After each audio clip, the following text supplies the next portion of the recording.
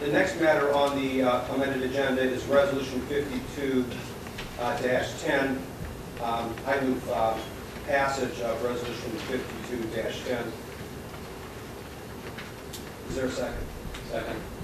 This is a resolution rejecting a certain initiative petition filed with the Clerk of Council proposing to enact new section 171.1902 of the codified ordinances related to income taxes, credits, and declaring an emergency first reading.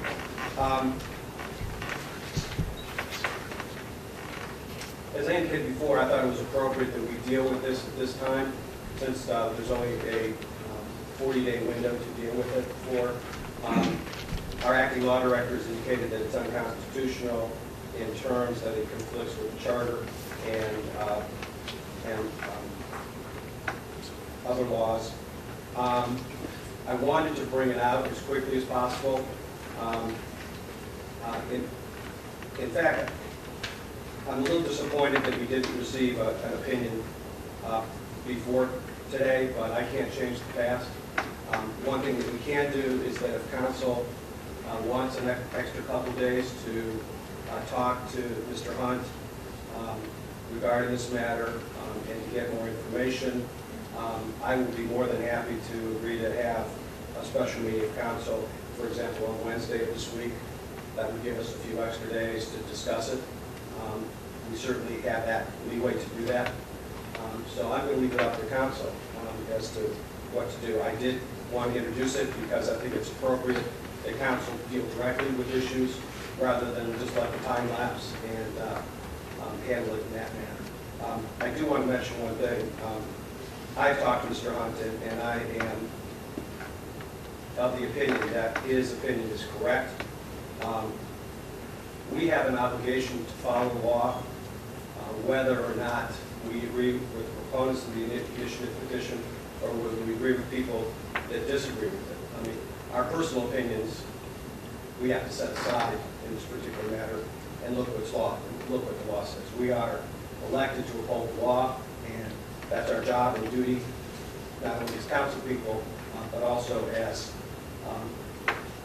citizens of this city. So without any further ado, I wanted to get some input from council. Yes? A few things. Thank you, Mr. President. First of all, I definitely agree that we need a couple days. You say we can't change the past. And, so first, I'd like a couple of Mr. King's questions answered. When, Mr. Hunt, when were you brought into the loop on this as being out for your report? I think I was engaged around May 20th on the initial referendum petition. And so in terms of the initiative petition, which is obviously related to the issues that were in the referendum petition, I guess I've been talking with the law director for probably a week and a half.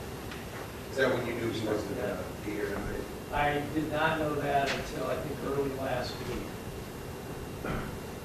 For the record, Mr. Rosso is on vacation with his family in California. Thank you. So, and one of my strong reasons for that we need, at least 2 days to have another meeting is there's members of council that haven't even seen the initial petition. It wasn't part of our packets. The first look we got at it was when I printed it this morning. I checked my email yesterday morning and this morning, and I work a full-time job, so I didn't have much of time to look into it other than on the way to work and lunch breaks today. I think it's very important that we make the right decision here, and I think we need to give the residents that presented this petition an opportunity to bring their attorney here who has a different opinion and to make the right decision. I'm glad Jeff signed in correctly because it's very frustrating that we continue to do things that look sneaky, whether they are or not. That's the way they look, and it's costing the city money. And instead of finding ways to work with the residents and do what's right, we continue to find ways to not do what's right, not look good as we're sitting up here. And I did sign the initiative petition, and I strongly believe that council should take it to the polls if we're going going to do anything with taxes. I think we heard that loud and clear for a month straight of meetings here after we made the error that we made.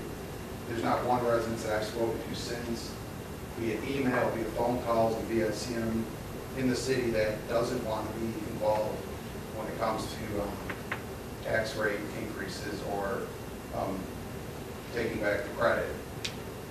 So I'm proposing that we find a way, and Mr. Hunt mentioned that we can amend this, find a way to amend it to work with the city charter and do what's right, what I believe is right, and let the residents vote on any tax increase. So at the very least, I say we go Wednesday, but again, I would propose that as quickly as possible, we amend the legislation and then have a vote on it that maybe doesn't need to go to the ballot, that if that's what we agree is the right thing to do, then we take it to the ballot when we want to change the taxes.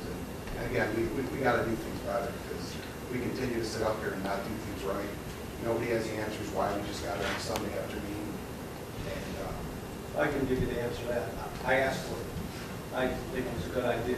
I was told that I was going to be president of council tonight, and I saw the situation. I looked at the 40-day window, and I asked for it. so I appreciate you. Yeah, Because because I if you think didn't do that, we we wouldn't even know, we would just move on to 40 days go by. Exactly, yes. Unless somebody brought it to the attention. I wanted to make sure that we had open discussion. And I agree with you. I think a couple of days would be a good thing, because then people could discuss it.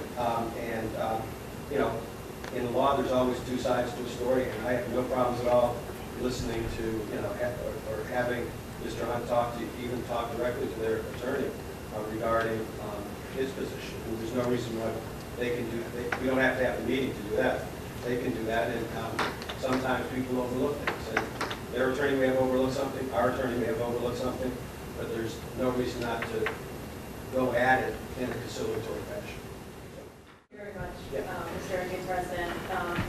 With regard to following the law versus our, feeling with regard to our residents, I don't think in this case that the law is, for me at this point, necessarily clear. And I think, as we know as attorneys, that there's a position from one side, and then the other side has an opportunity to present the position. And I'd like that opportunity to read, I hope, the response to our acting law director here today, and be able to take a look, because the last thing I think is in the interest of the city is to end up in court in litigation over something like this that could impact our residents and the credibility of this council. So I would like that opportunity to study this and read it. So that's my position. So certainly tonight I will not be voting